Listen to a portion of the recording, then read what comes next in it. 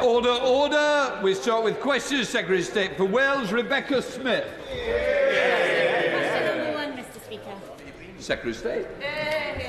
Mr. Speaker, I'm sure the whole House will wish to join me in sending our deepest sympathy to the family, friends and neighbours of Joanne Penny, who was callously murdered in Talbot Green on Sunday, a shocking and horrific crime.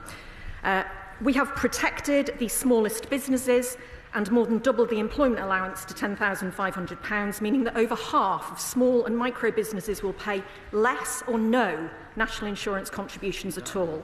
And in Wales, small and medium-sized enterprises account for 99.3% of total enterprises. Rebecca Smith. Thank you, Mr. Speaker. Businesses across Wales, like those also in my constituency of South West Devon, are being hit not only by Labour's job tax, but also increasing minimum wage, rising costs and other business tax increases. Each of these alone would force many to reduce their workforce, but the combination of all three means businesses are thinking twice about filling job vacancies or creating new posts. What reassurances can the Minister give to businesses across Wales, and indeed like Circles in my constituency, that their business has a promising future between now and the next election, when the Labour budget is showing them the complete opposite? Can I thank the honourable member for her question? If the party opposite cares so much about employment and business in Wales, then perhaps she should explain to her colleagues in the Senedd why they voted last week to block thousands of new apprenticeships and over £300 million of support for businesses in Wales. Her party voted against it. Oh, right, let us go to the front bench. Secretary of State Mims Davies. Mr. Speaker, my question is to the Secretary of State. Who is she battling for, Kazakhstan or Wales? Due to Labour's political choices, countless jobs in Wales are at risk due to the national insurance rise. It's clear to see the damaging impact it's having in the Minister's own backyard, with reportedly over 1,800 jobs at risk at Cardiff University, among many sectors who are desperately trying to stay afloat due to the Welsh Government's jobs tax, the Labour Government's impact on the Welsh economy. With Cardiff University ploughing on with their Kazakhstan campus, can the Right Honourable Lady be happy with the offshoring of these roles in this sector and many others because of the fallout of the autumn budget continuing? Thursday. I'm not sure where the honourable member has got this idea about outsourcing jobs from. It was her party that told our universities across the country to go out and recruit international students, which they did. And now, because of that, and because of what's happened under her last government's watch, those international students are not coming anymore. But she should again look to her colleagues in the Senedd. Education budget, her party voted against. She needs to talk to her colleagues in the Senedd. Right, we come to David Chadwick, Liberal Democrat spokesperson. Mr. Speaker, the national insurance increase is set to hit high streets in Wales hard, with many traders saying that they will be laying off staff as a result. Last week, the government announced £100 million worth of funding to be spent on reinvigorating Welsh high streets, but no towns in the Swansea, Neath or Ammon valleys were included on that list. Can the Secretary of State clarify the criteria that was used to select the successful towns, and whether or not areas like Ystalyfera can expect to benefit from future funding? Because that's one high street that's certainly worth investing in. Hey. Can I thank the honourable gentleman for his question? The criteria for the announcement last week is publicly available, and I suggest he has a look at it. We now come to Liv Saville-Roberts. I'm sure the House will join me in remembering the Llandau air disaster in which 80 people lost their lives 75 years ago. Elaine's hair salon in Llanrug, Piti and Partian nursery in Llanwnder, care homes and GP surgeries across Dwyfor Meirionnydd. They tell me that national insurance hikes coming in just a few weeks will stop them hiring new staff. Her government says they're cutting welfare to get people into jobs. What jobs? Plaid Cymru's manifesto for the general election had £5 billion of unfunded commitments. If her party was in power, we'd be facing the same legacy that we had from the party opposite, a £22 billion blank black hole, which has meant we have had to take difficult decisions. But in her constituency, they will want to have more investment in our NHS, more investment in our public services, more investment to support businesses. Her party voted against it all in the Welsh budget. Ms Saville Roberts. And if her government agreed with her counterparts in Cardiff, we would have the money from the Crown Estate as well. Yeah. But back in 2015, the Secretary of State and I walked through the same voting lobby against what she then described as despicable Tory welfare cuts. And she dared to break the Labour whip to do so back then. Given this evidence of her strong convictions on the issue, how can she justify remaining in a cabinet intent on implementing Tory-style welfare cuts? We have inherited a Tory welfare system that is the worst of all worlds. It's got the wrong incentives, it discourages people from working, the people who really need a safety net are still not getting the dignity and support that they need, and the taxpayer is funding an ever-spiralling bill. It's unsustainable, it's indefensible and it's unfair. Our principles for reform are clear: supporting those who need support, restoring trust and fairness in the system, fixing that broken assessment process and disincentives, and supporting people to start, stay and succeed in work. She should support that as well. Stephen Gethins. Two, please, Mr Speaker. Secretary of State. Thank you, Mr Speaker. I recently met with the Deputy First Minister to discuss a wide range of issues, including the Crown Estate. The UK and Welsh Governments are focused on taking maximum advantage of the opportunities that floating offshore wind in the Celtic Sea presents for Wales, which could create over 5,000 jobs and £1.4 billion of investment to the UK economy in the coming years. Stephen Gethins. Diolch, Mr Speaker. Mr Speaker, in the 2011 SNP manifesto, the SNP committed to have 100% equivalent of Scotland's electricity being generated from renewables. The SNP met that target and then some, thanks to the devolution of the Crown Estate and working with industry that is now delivering jobs and clean green energy to Scotland, but also throughout the UK. Why shouldn't Wales have the same opportunity? I'm afraid I'm not going to take any lectures on the Crown Estate from his party, whose mismanagement of the Scottish seabed has seen Scottish assets sold off on the cheap. We are focused on doing whatever it takes to secure more than 5,000 jobs in Wales and billions of pounds of investment that the Crown Estate can unlock for Wales. Okay. Tonia Antoniazzi. Mr Speaker, does the Secretary of State agree with me that the Government's priority should be ensuring that the Crown Estate can unlock thousands of new well-paid jobs in Wales that will come with floating offshore wind, rather than being distracted by calls to devolve the organisation in the middle of this national mission, risking the investment, jobs and lower energy bills Wales desperately needs? Mr Speaker, she's absolutely right. I, like her, want to see people in Wales benefit from those 5,300 new jobs, particularly young people who then don't have to leave Wales, where they've grown up, to earn or learn. I want to see that £1.4 billion boost to the economy. We are not prepared to put all of that at risk, the risk of market fragmentation, of undermining or potentially destroying developer confidence in flow, and then have to watch that investment go elsewhere in the world. John Cooper. Question number 3, Mr Speaker. Minister. Thank you very much indeed, Mr Speaker. Well, with your permission, I will answer question 3 and question 8 together. I've spoken to farming unions in Wales and understand their strength of feeling. These changes are expected to affect around 500 claims across the whole of the UK, with very few being in Wales. Meanwhile, most importantly, we and the Welsh Government have protected the farming budget at its current level, whilst the Welsh Conservatives tried to block that money from reaching farmers by voting against the Welsh Government budget last week. Mr Speaker, the Scotland Office is conducting a series of agricultural roundtables talking directly to farmers and putting together statistics to push back against this orthodoxy that only a tiny number of very wealthy estates are going to be affected. That's simply not the case. This increasingly looks like a war on farmers by the Treasury. What part are you playing in fighting back against this? Well, Mr. Speaker, the Treasury is absolutely confident in its figures, and specific questions on methodology is a matter for the Treasury. But what I can tell him, and I will repeat it, is expected to only affect 500 claims for agricultural property relief across the whole of the UK, with very few being in Wales. As he knows, we are absolutely committed to our farmers through keeping the £337 million block grant, which Welsh Government has passed on to farmers directly. Charlie Dewhurst. Thank you, Mr. Speaker. Farmers across the UK have already been rocked by the changes to APR and BPR. And yesterday we had the shock news in England that DEFRA will take no new applications for SFI.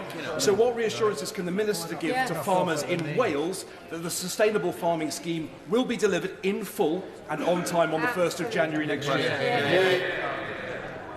Well, as he knows, my good friend, the First Minister of Wales, has spent a lot of time talking to farmers, and we have absolutely protected the budget, and Welsh Government has also protected that budget for farmers, so the full £337 million will be going directly to farmers, in spite of his colleagues in the Sunday trying to block it last week. Select Committee, Ruth Jones. No. Thank you, Mr. Speaker. The Welsh Affairs Select Committee is launching its inquiry into farming in Wales this week, because we know farming is a cornerstone of the Wales economy. Now, the Welsh Government budget contained over £300 million to support Welsh farmers. So does the Minister agree with me that it's a shame the opposition parties are playing fast and loose with farmers' livelihoods by voting against the Welsh Government budget last week? Well, indeed, Mr. Speaker, my honourable friend, the Chair of the Welsh Affairs Committee, is absolutely right. It was an utter disgrace that the parties opposite decided to vote against the budget last week, which effectively is trying to block money going to the farmers. What a disgrace. Shall the Secretary of State Mims Davies?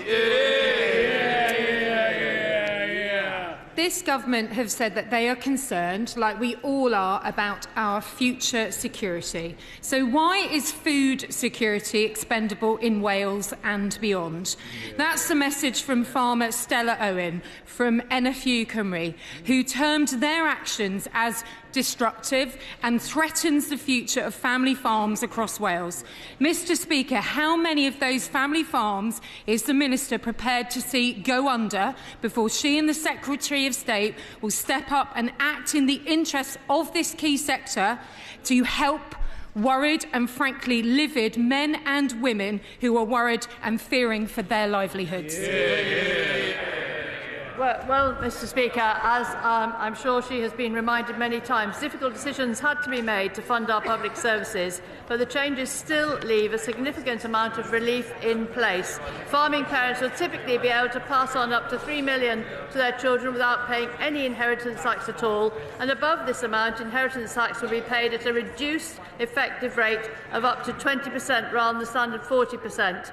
Estates have up to 10 years to pay any tax due, and this will be interest-free. These payment terms are not available to others. This is a fair and balanced approach that continues support for family farms, whilst also fixing the public services that we rely on, including farmers. Jones. Question number 4, Mr. Speaker. Minister. I have regular discussions with my Welsh Government colleagues about health, and I'm pleased to see clear progress in cancer services in Wales. In December, performance against the 62 day cancer target was the best we've seen since August 2021. But no one should ever be complacent about cancer. And that is why our two governments are absolutely committed to working closely on cancer, to share best practice and to deliver better outcomes for patients across England and Wales. Clive Jones. Thank you, Mr. Speaker. Since August 2020, not a single health board in Wales has met their cancer target, leaving patients waiting months for their referral to start treatment. And despite recommendations to properly implement screening programmes, the standard for uptake is not being achieved, leading to poorer health outcomes. As the Department of Health embark on developing a cancer strategy for England, how will the Secretary of State for Wales ensure these issues are not repeated in England? Well, what I can tell him is that there is now positive progress on waiting lists. Both governments are working together in a spirit of genuine collaboration to cut NHS waiting lists and build an NHS fit for the future.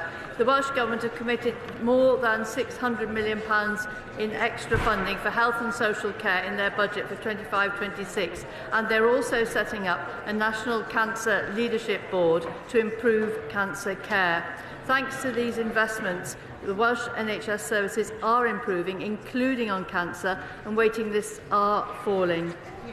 Curtis. Thank you, Mr. Speaker. Will my honourable friend outline how she is working in partnership with the Welsh Government to improve cancer and health outcomes? And could she try and help me understand why on earth, in the budget vote last week, the Conservatives and Plaid Cymru voted against £600 million more in our Welsh NHS? I really cannot explain why the Conservative colleagues in the Senate voted against this budget, because not only is the Welsh Government delivering on £600 million, but they are also delivering a specific package on cancer care. And the initial phase, which is going to focus on breast, skin, gynecological, lower gastrointestinal and urological cancer, will improve productivity and efficiency in how health boards deliver care. And this includes sending people straight to test without an outpatient appointment. Alongside this, Welsh Government are implementing a wider range of service improvements, from reducing smoking and tackling obesity to HPV vaccination and diagnostic and genomic strategies. Number 5, Mr. Speaker. Secretary of State. Thank you, Mr. Speaker. Wales has a world-class tourism offer. I fully support the work that the Welsh Government is doing to support the tourism sector in Wales through Visit Wales and other initiatives. Last month, the UK Government announced a £15 million investment for Venue Cymru in Llandudno and the Newport Transporter Bridge. These are two key projects that will help boost the tourism and culture sector in Wales. Thank her for her answer. The tourism and hospitality sector in the UK is one of the most heavily taxed in Europe. Will she press the Chancellor to reduce the tax burden in this area to help drive local economies that rely on tourism in Wales and in constituencies like mine on the Isle of Wight? I would gently remind the gentleman opposite that his party in government put the highest tax burden in 70 years on the people and businesses of this country, leaving a £22 billion black hole that we have had to try and sort out. Henry Tufnell. Thank you, Mr. Speaker. More than 40 countries and holiday destinations around the world have introduced a form of visitor levy, including Greece, Amsterdam, Barcelona and California. So can the Secretary of State outline the work she is doing with the Welsh Government to support our vital tourism industry? The honourable member has one of the most beautiful constituencies in Wales, and I know tourism is very critical for his local economy. Indeed, probably tourism remains the only way to see a Conservative MP in Wales after the general election. The visitor levy is set to raise up to £33 million for tourism sector across Wales. Last week, Conservatives in the Senedd voted to block £15.6 million in support for Welsh tourism. So, Secretary of State Mims Davies. Sadly, there will be no more Easter family fun at Oakwood.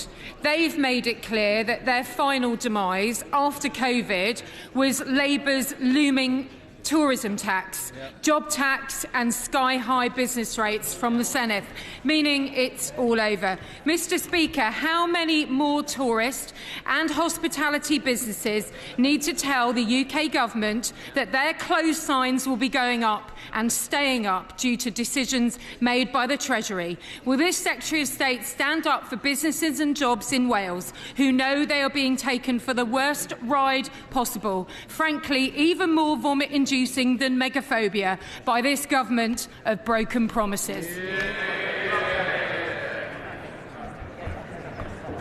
Last week, her colleagues in the Senedd voted against extra money for tourism. They did. Now, maybe she should have a conversation with Darren Miller in the Senedd, her colleague, but I don't think they're having that sort of conversation at the moment because they're still arguing about who's leading the Tories in Wales. Douglas McAllister. Question number 6, please, Mr. Speaker. Secretary of State.